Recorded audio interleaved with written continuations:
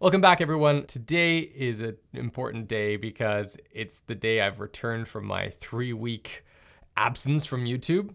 There's a very good reason for that, and that is Game of Thrones. I finally got into it, and while I had planned to only watch 2 episodes a week, I ended up binge watching season 1 to 7 in a matter of 3 weeks. With my wife, so I did spend some quality time with her. That counts. But that's all besides the point. Today we're talking about front tooth crowns and what it looks like to actually have one done.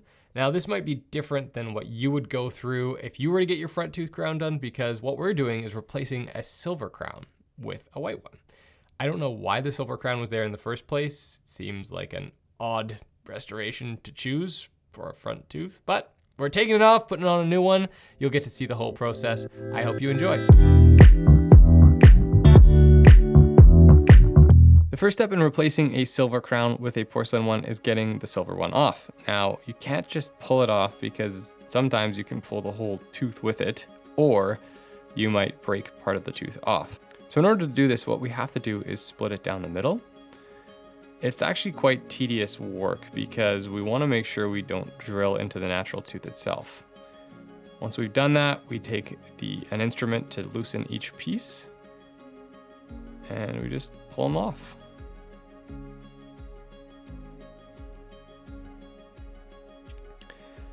Now, underneath there was a whole bunch of decay, so getting that all out takes time, and we have to exercise some caution too, because we want to minimize the damage that we're doing to the tooth. Typically, we open it up first with a high-speed instrument, which then allows us to get our other instrument in that scoops out all the soft decay.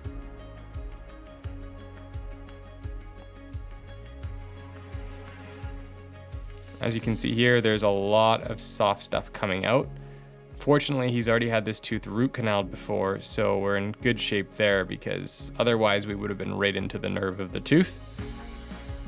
That little orange spot there is actually the root canal material that had been done years ago by another dentist. We get a special band on that allows us to control where our filling material goes. You might be wondering why we're filling this tooth in the first place if we're going to be putting a crown on it. Well, the crown won't slide on very easily if there's a big crater in the tooth. So what we want to do is fill it back up to a proper contour so that when the crown is made, it slides right on.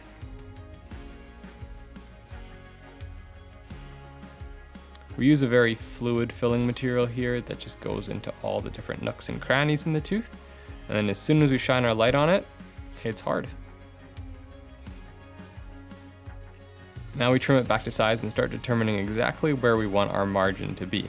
And what I mean by margin is essentially the area where our crown, or porcelain, meets the tooth.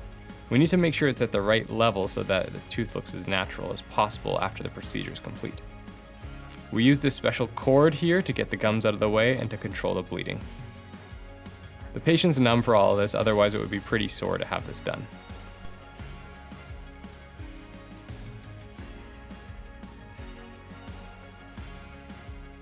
Once we have the first cord in, we'd adjust our margins again to make sure they're hidden underneath the gum line, and smooth everything off as well. Then we place a final cord, which really gives us a wide space around the tooth so that when we take our images of this tooth, we can see our margin very, very clearly.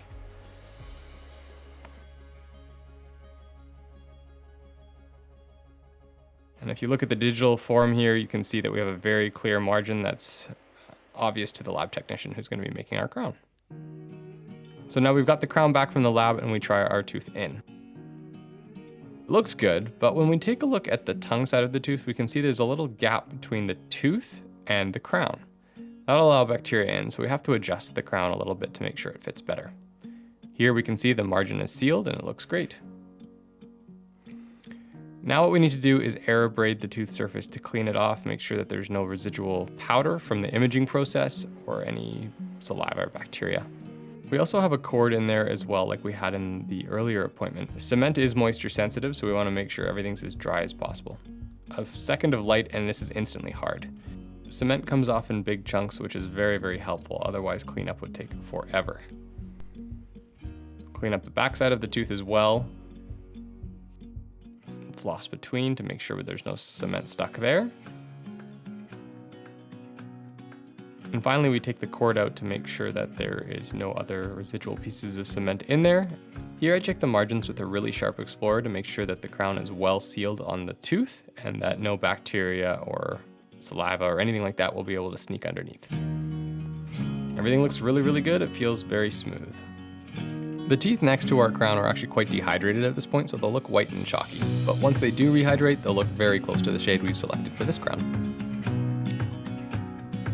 So there you have it, everyone. That's how we do the most basic version of an anterior crown, just a single color. There are more advanced options out there. So for example, if you really want your front tooth to match the one next to it exactly with tiny little cracks matching the cracks of the other tooth, usually we need to set it away to a different... Oh my gosh, you scared me. Holy crap. Holy crap, Nancy, you scared the frick out of me. I thought you saw me, so that's why Oh my gosh. Scared the crap. I thought you saw me, so Nancy. I thought I ruined your shot. No. I thought that's why you stopped. No. You scared the crap out of me. Did you not see me? I was looking at the lens. Oh. I got that on tape. You getting scared? Can we watch it? No. If you're into these type of videos and would like to support the channel, please consider hitting that subscribe button. It would mean a lot. Thank you so much, and we'll see you in the next video.